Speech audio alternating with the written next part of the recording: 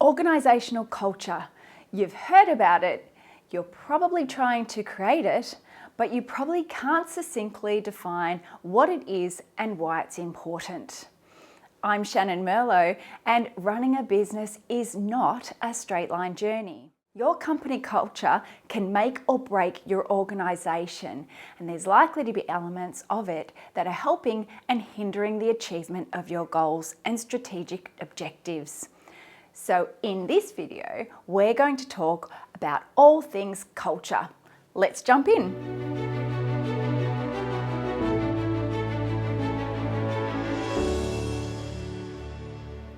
Organisational culture is one of those seemingly intangible things that is often hard to describe, so we're going to unpack what culture is and how to find out whether your organisation's company culture is helping or hindering your business strategy, business structure, and overall growth.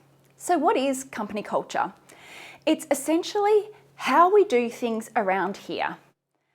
According to Wikipedia, culture generally is an umbrella term which encompasses the social behaviour and norms found in human societies, as well as the knowledge, beliefs, arts, laws, customs, capabilities, and habits of the individuals in these groups.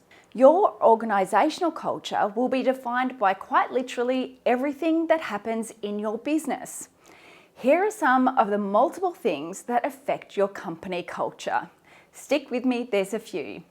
You, your leadership, communication style, engagement with your team, and how and what you share and what you reward are all affecting your culture. Your vision, mission, your business values. The beliefs that are held by each person in the team, as well as the organisational beliefs that you encourage. Artifacts such as your marketing, team signs, what's in the kitchen, what's rewarded and what's recognised help reinforce your company culture. The ground rules, which sometimes are unwritten, which I'm going to detail later about. Acceptable and unacceptable behaviours really define your culture. Who you hire and their general attitudes.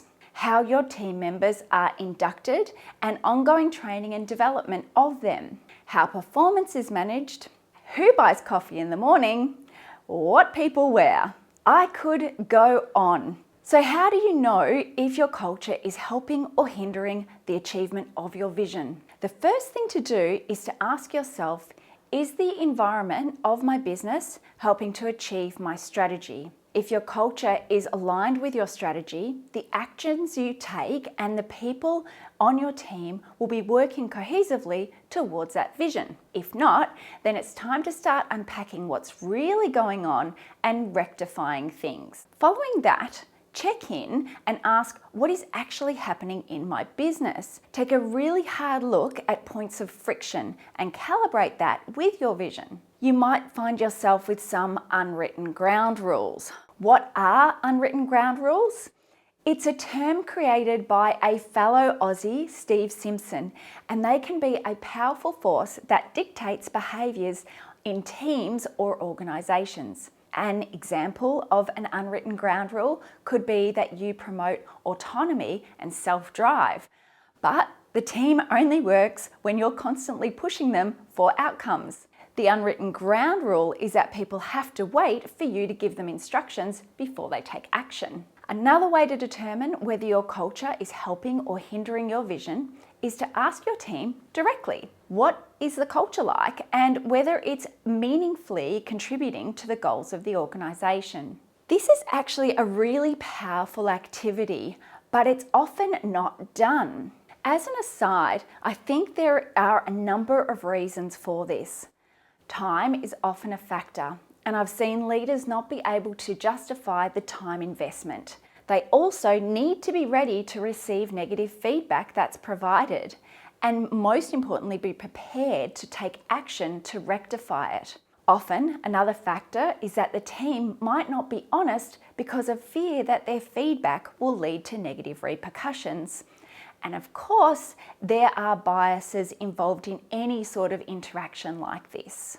My advice it's best to leave it to a third party to create enough anonymity so that you get the answers that your team might not give you directly to your face.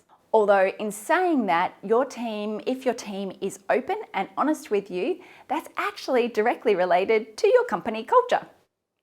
In recapping, to know if your culture is helping or hindering your vision, ask if the environment is helping to achieve your vision. If it's not, do something to change. Look for unwritten ground rules and directly ask your team. Your organisational culture is such an important part of achieving your success. In saying that, I do want to just confirm one thing, and that is success also is you enjoying the journey of running your business.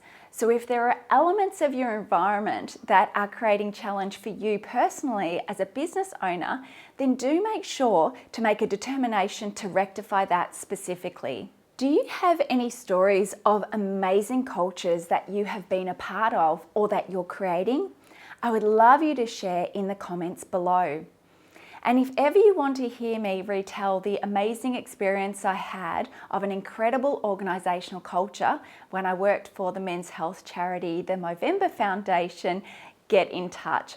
Very happy to talk about it.